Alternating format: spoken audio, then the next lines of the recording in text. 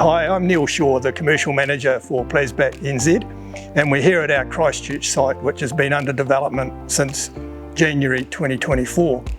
It's now October 2024, and since then we've turned a bare piece of ground into essentially a baling and shredding facility, mainly focused on farm plastics. The reason we're developing this site is to improve our capacity and our capability in meeting the need for packaging, handling, recycling and preparing product to go to recyclers. So Plasback doesn't on its own account recycle, but we gather in the plastic to then facilitate delivery to recycling facilities. We started in 2006 and we now have a network of 9 balers across the country, but these small regional balers only produce about 2 bales per hour. We knew that that was going to be an inefficient system going forward with the amount of plastic that we're now collecting. So we developed this site in anticipation of producing more efficient baling services for our clients. So the baler that you see behind me can produce up to 20 bales per hour. So that changes our productivity significantly and means we can take on more work, but also meet the requirements of our existing clients with regards to the product that we collect.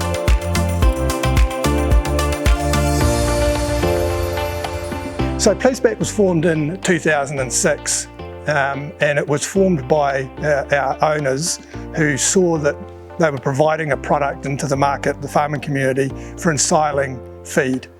Now the end process for ensiling that feed is clearly a lot of plastic that's produced that has to go somewhere.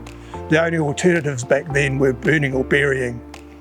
So Plasback was developed with the ambition to remove that plastic from the farm and do something useful with it to have it recycled.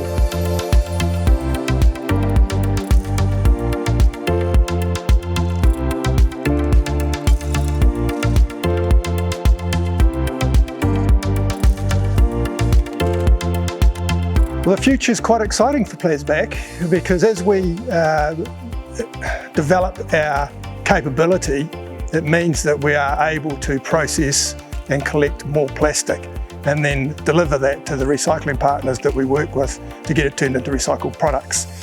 Our limitations, I guess, at this point in time would be that we're in a voluntary system, so that means it's user pays. So we're working with farmers who have a social conscience and want to do the right thing. You're not compelled to recycle, so there's still burning and burying going on farm, but we want to make sure that there are no excuses for not having that plastic sent to a company like Plasback to be able to have it processed.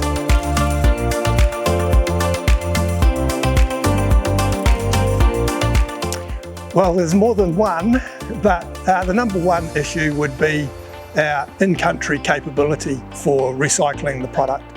And by that I mean that agricultural plastics are quite a tough plastic to process. They're a very good plastic, but they are time consuming and generally have a level of contamination. So it means that the New Zealand Recycling Fraternity is not as keen to take that product on. The time it takes to actually produce the resin and develop the product means that it's generally a loss-making business for any recycler that wants to take it on. So infrastructure within New Zealand is one of the biggest challenges, but very close to that is also the quality of the product that we're collecting. So we really want to make sure that farmers understand what contamination looks like and what we need them to do to make sure that they're removing that contamination prior to us collecting it from their properties. And an example of that is excessive soil and plant material. We do get things like rubbish bags, tyre rims, waratahs, and occasionally we've had a carcass in there as well, which is completely unacceptable for us and the way we need to process the product.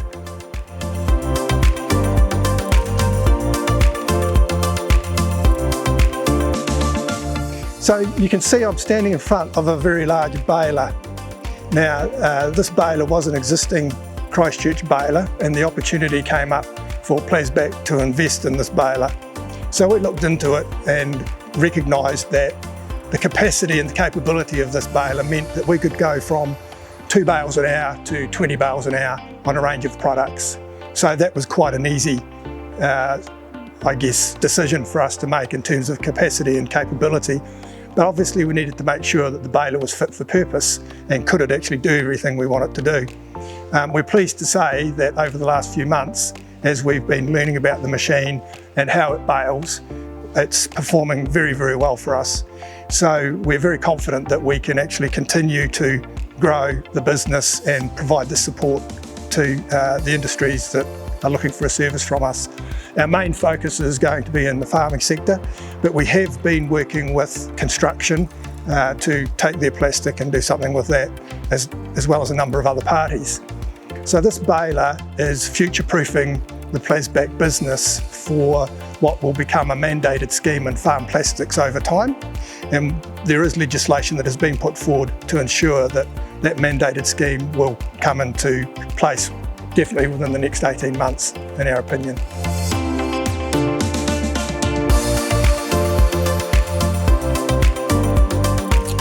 Yes, we've also invested in a shredder. Now the purpose of the shredder is to be able to shred hard plastics, so HDPE and other products that might come our way.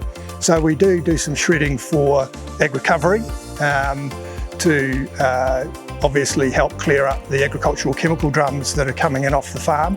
And we're doing some contract shredding for other parties as well, because we have the capacity and the capability to do that.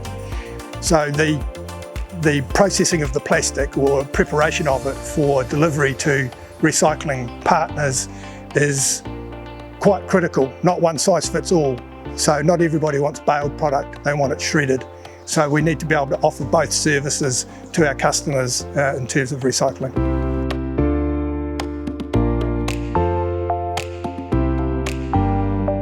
So the next steps for the Christchurch site will be investigating our opportunity around a wash plant.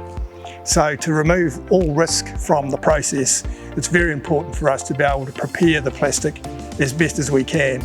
So one of the next steps available to us would be to put in a wash plant to pre-rinse the plastic before we send it to our customers.